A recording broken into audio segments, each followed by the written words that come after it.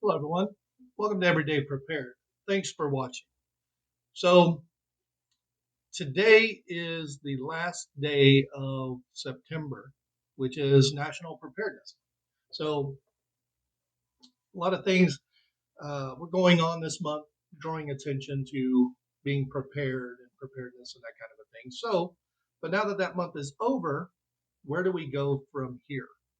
So, I like twice a year to do an inventory, once in the spring and once in the fall. And I think now that uh, National Preparedness Month is over, now's a good time to do that inventory.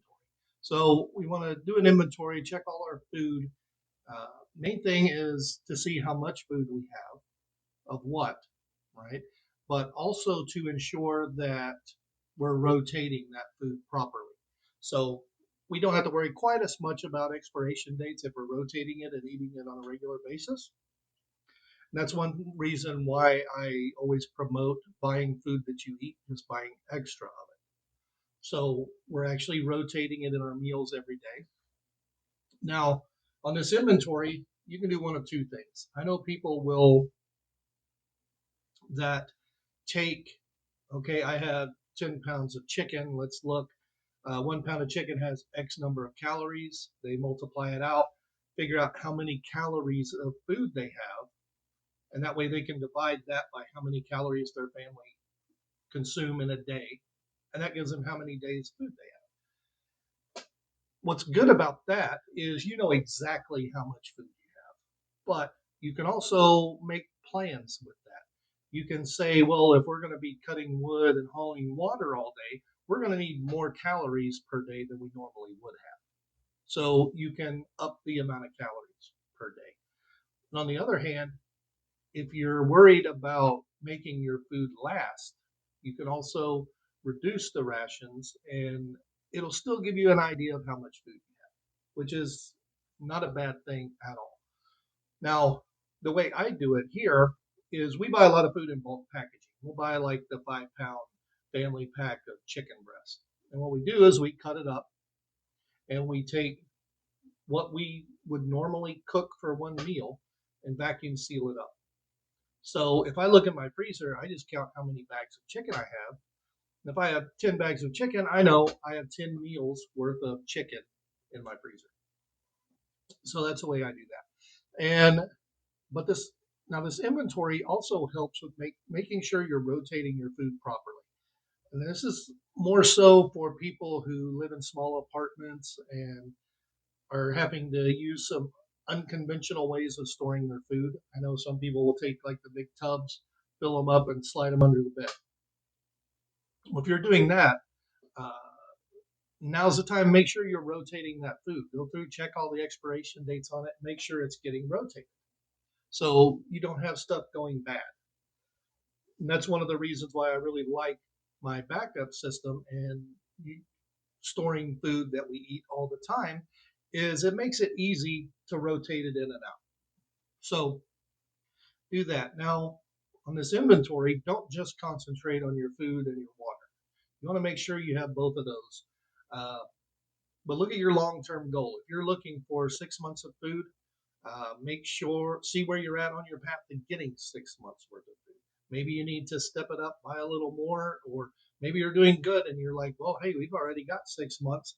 Now let's look at the next step in that chain. So help with your goals on that. But don't just stick with your food and water. You want to look at all your other consumables as well: toilet paper, soap, laundry soap, dish soap, all of those kind of things. See how much you have on hand because we want backups of those things as well. So, inventory in the spring and the fall, that's going to let you determine your course for the next 6 months. If you're all of a sudden seeing that, hey, we really need to concentrate more on cleaning supplies. Now we know for the next 6 months, every time we go to the grocery store, get some more soap, get a thing of laundry soap, get some dish soap, something like that. So it's really to help keep us on track. Now, the next part of this, and not the now the next part of this is not to sound too much like Game of Thrones, but hey, winter's coming. So start looking at your winter preps. How's your winter coat from last year? Does it still fit? Is it getting old and wore out? Does it need replaced? Same with gloves, hats, scarves, boots, jackets, long sleeve shirts, under your long underwear, things like that. How are those? Do you need replacements of all those? The time to start looking for that stuff is now, before everyone is out shopping for a new winter coat. Um, Lets you have few more options is what that does for us. Now, here in Southwest Missouri, we have ice storms more than we really have snow. So we could have periods without electricity for a couple weeks. So now here, if my power goes out for 2 weeks, my stove doesn't work. I have an electric stove. So how am I going to cook food?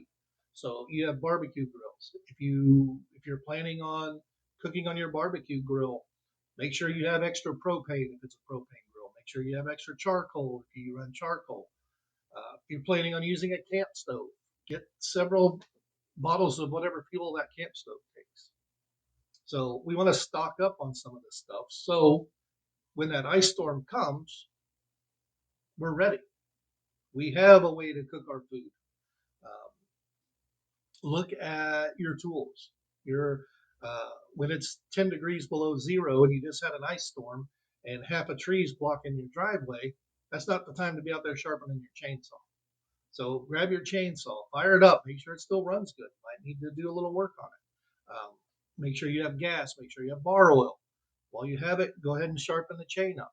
Make sure it's sharp and it's ready to go. Same thing with generators. If you have a whole house generator, fire it up. Make sure it still runs. If you have the smaller portable generators, fire it up. Make sure it runs. Make sure you don't need to do any maintenance on it. Make sure you have fuel stored for it. You're going to need fuel to make that thing run, and that's just one other task that when this ice storm comes through, you're not going to have to worry about because you're like, you already have enough fuel set aside for it. So just little things like that. Make sure you have plenty of candles for lighting, or candles, lanterns, whatever you're going to use for lighting source. Make sure you have all this stuff lined up now before it gets to be wintertime. Same thing with snow shovels, ice scrapers, ice melt, that kind of stuff. Get it on hand now so you're not trying to fight the whole town in buying this stuff when the weatherman says an ice storm's coming. Right? Because that's what happens. They say, hey, a storm's coming. Everyone goes and buys bread and milk and, all the gas and all the ice scrapers and things like that. So buying it now gives you more freedom of choice. And while we're doing this, we're looking at winter, right? So once you get your winter stuff, don't stop and wait. Start looking into spring. What do you need for spring? Spring is usually when we start planting gardens and things like that. Make sure all your gardening equipment is in good shape. If something needs replaced, start looking now, and you might be able to find something on sale. Get it a little cheaper. So we're not only saving food up, but also try and get a season, 2 seasons, 3 seasons ahead to where you have everything you need before you need it. So that is it for this month. If you know someone who would like to get in on this, who may be afraid of the environment around prepping, share this video with them, invite them along. And as usual, like, share, subscribe, all that stuff. I know you hate hearing that, but it is incredibly, incredibly helpful, and we really do appreciate it. And until next time, take care.